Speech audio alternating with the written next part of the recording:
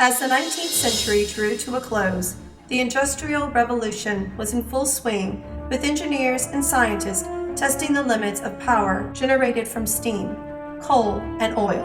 In the midst of this technological race, a scientist named Nikola Tesla brazenly squandered his life savings and the money of many investors to build a town-sized factory in the heart of Transylvania. Then in 1901, an emissary from the factory requested an audience with the Saxony emperor, offering him the chance to be the first to witness the latest invention from the genius mind of Mr. Nikola Tesla. A month later, the emissary arrived, along with a small entourage transporting a large wooden crate. If they are going to waste our time, I am glad they know how to put on a show while they are at it. Honorable Emperor of the great Saxony nation, I humbly submit for your study and approval the world's first automated walking machine. Untouched by the emissary, the front of the crate fell to the ground, and from it emerged a four-legged machine. The great scientist Nikola Tesla has spent the last 5 years of life and livelihood perfecting the auto machine. Available as large-scale, manually operated mechanized utility suits, or smaller, independent auto machines such as this one, Mr. Tesla has harnessed all forms of power known to man. Soon, he will exploit those as yet unknown as well. In every way, he has proven himself the ultimate scientist and inventor.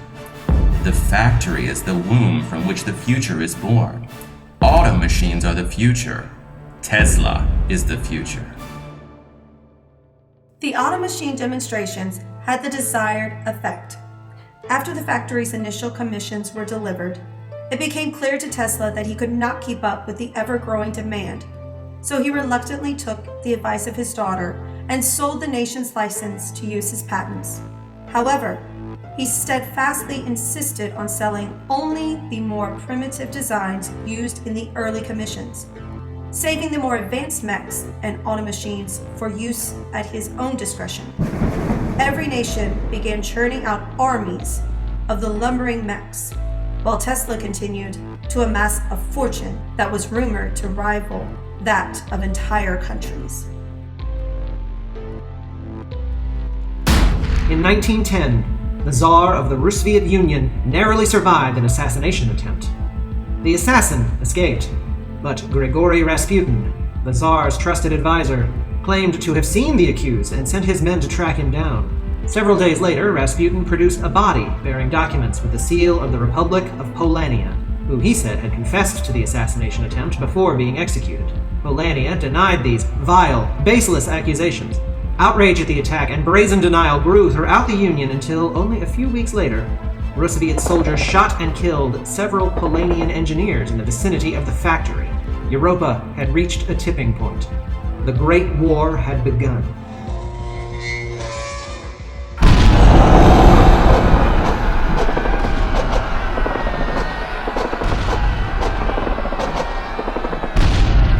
So the war dragged on, year after year.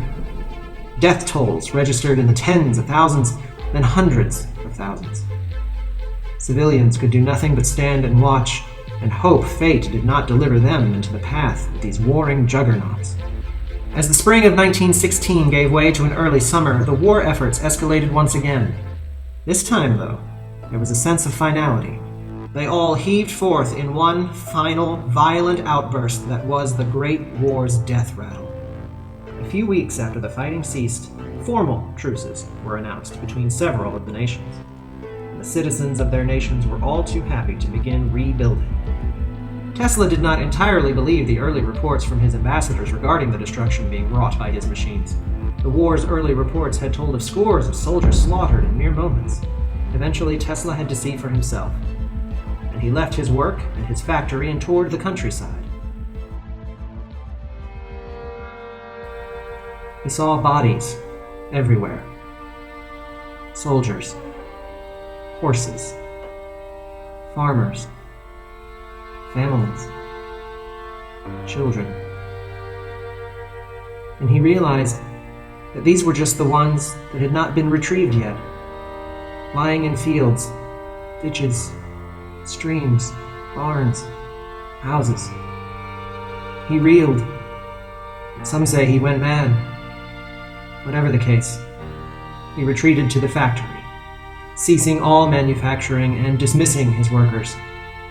He took his daughter, closed the factory doors, and together they disappeared.